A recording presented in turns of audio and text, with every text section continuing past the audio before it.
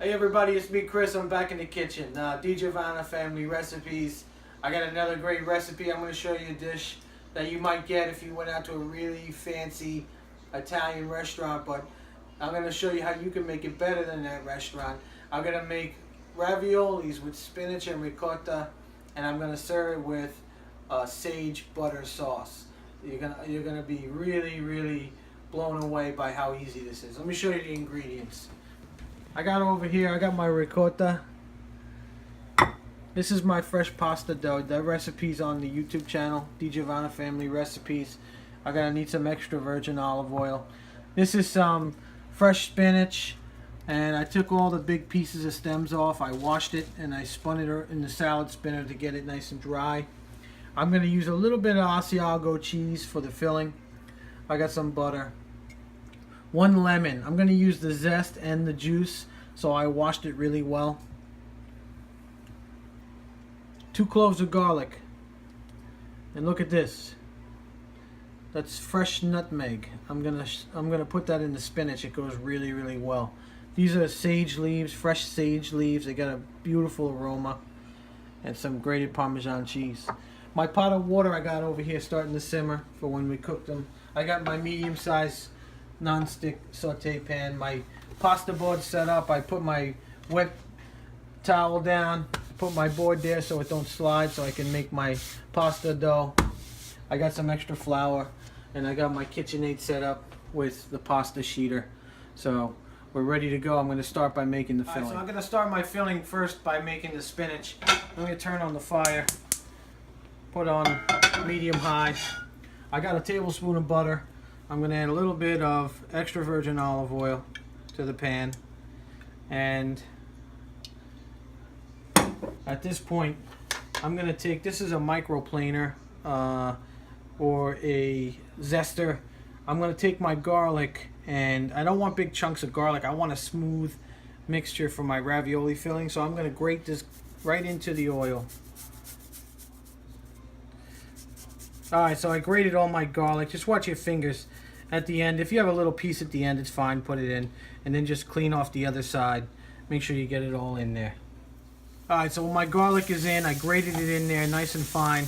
I'm going to give this a toss with my butter and my olive oil. And what an unbelievable aroma coming from the garlic. It's really awesome. And then at this point, I'm going to add my spinach. And it looks like a lot, but this is going to reduce to probably 1/10 of the size that it is right now. Okay. Put all the spinach in there. And don't worry if it's overflowing. It's going to start to wilt down when it hits the heat. And to season, I got my kosher salt, a couple good pinches for flavor, some fresh black pepper,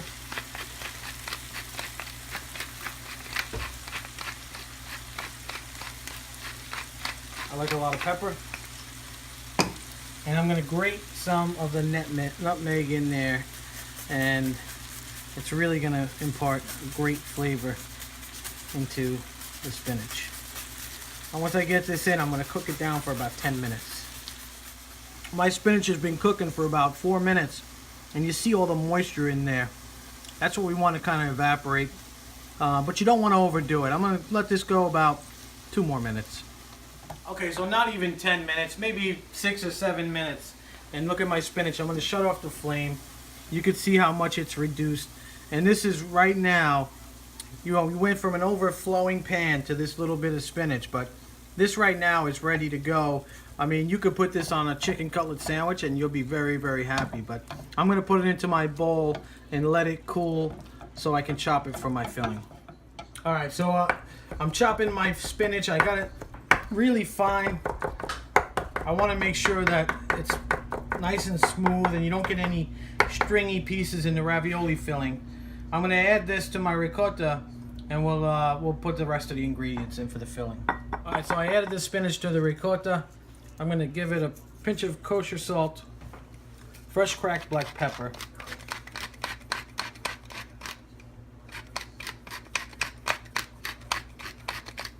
and I do love my black pepper.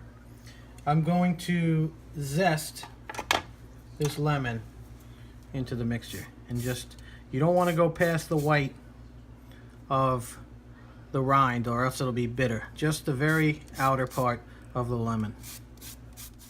Alright, so I got most of the zest off of this lemon. I'll set that aside. And then I'm going to use, this is a handheld cheese grater. I'm going to start to grate in my Asiago cheese. I don't think I need all of this. I'll probably use half or 2/3 of it. Alright, that's enough cheese. I'm going to add some grated Parmesan. A couple big pinches, maybe one more. And I'm going to mix this well and pop it in the fridge to let it chill.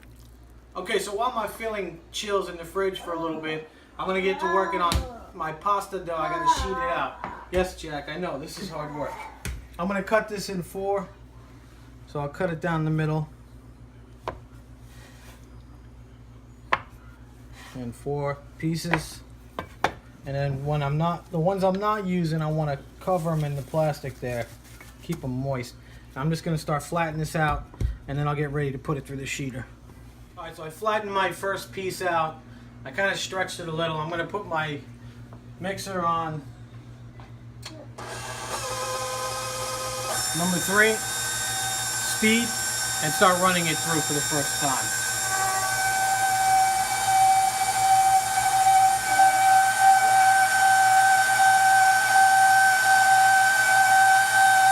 And I want to run it through the first setting 2 or 3 times.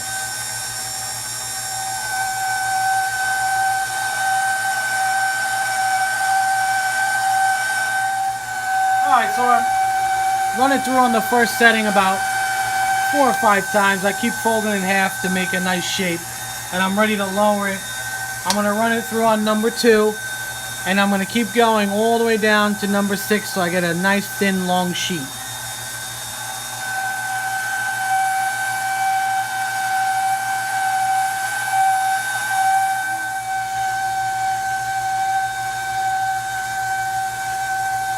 Alright, so you'll see how thin the pasta is. You can see my fingers through it. That's how thin it is.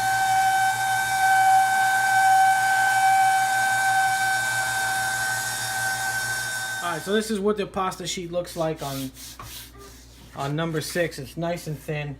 I'm going to trim it on the end here. Okay. And you can see, I'm going to put it back here. I already started making a few raviolis. But what I want to do is, I got one sheet here. I want to make them the same size. So I'm going to cut even strips. And then I'll lay this out flat. And then do one more. And I'll be ready to assemble the ravioli. Alright, so look what we did here. I cut my pasta into even sheets. Alright, and I'm ready to make my ravioli. Now, I already made a couple, so I know I should get 5 per sheet. And I'm using a small ice cream scoop, so I know I get the same amount of filling for each ravioli. I'm going to do 5 scoops.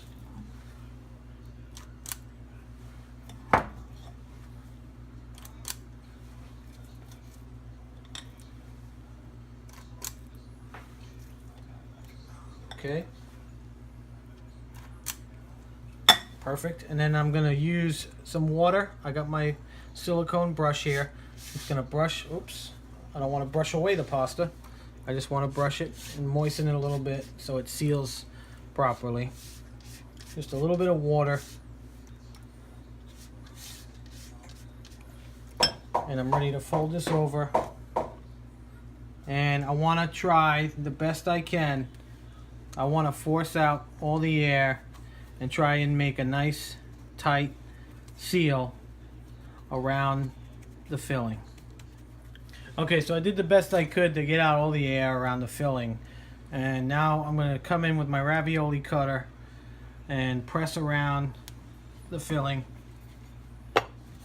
to make my ravioli.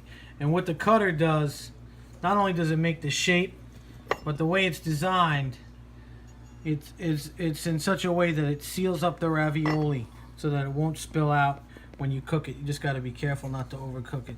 And you got one beautiful, full, stuffed ravioli. I got a sheet pan here with some semolina. I'm going to set them on the side.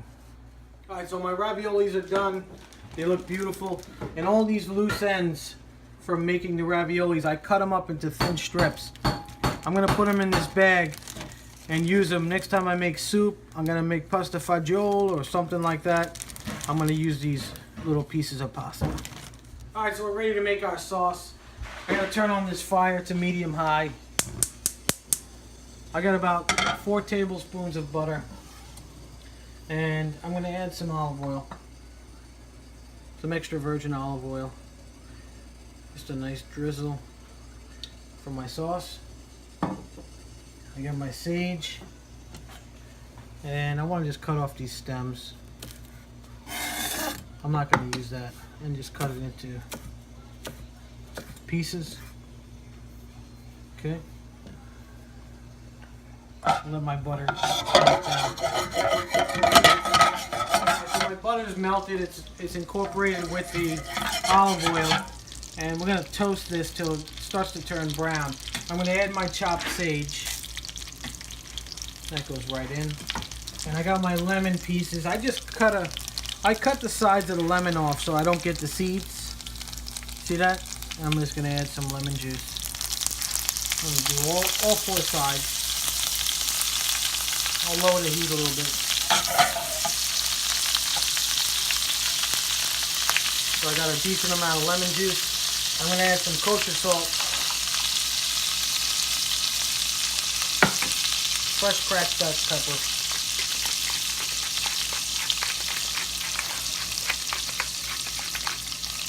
I'm going to let this go about a minute or 2 and then drop my ravioli.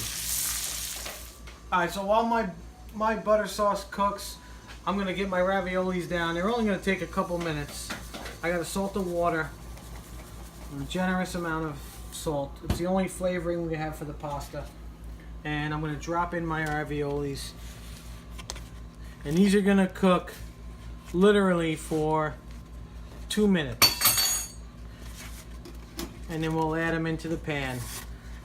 You don't want to cook them more than that. That's all they need. Alright, so literally 2 minutes in the boiling water. These ravioli are done. You don't want to overcook them or they'll break open. And I'm going to put them right into my brown butter and sage.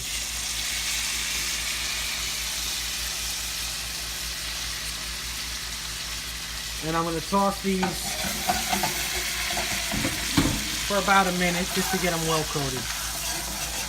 Alright, so literally just 1 minute of tossing the ravioli in that brown butter with the sage, and it really looks beautiful. Beautiful pillows. I'm going to spoon this up into my serving bowl. You can see the pieces of sage. And this looks really, really awesome. I'm going to finish it with some freshly grated Parmesan. Alright, so my spinach and ricotta ravioli is done. And it's time to try it. Take a look. It looks just absolutely beautiful. We cooked it in that brown butter sauce. You see the little pieces of sage. And this is so tender. I mean, you just cut into it with a fork.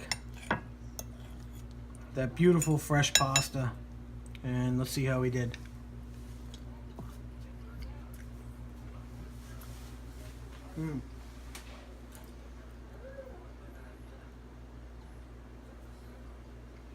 Don't go out to eat. Make this instead, because you're not going to get a better dish at any restaurant in your neighborhood. Trust me, this is 10 times better. It's unbelievable. You got to try this recipe. My spinach and ricotta ravioli with brown butter sage sauce. Thanks for watching my video.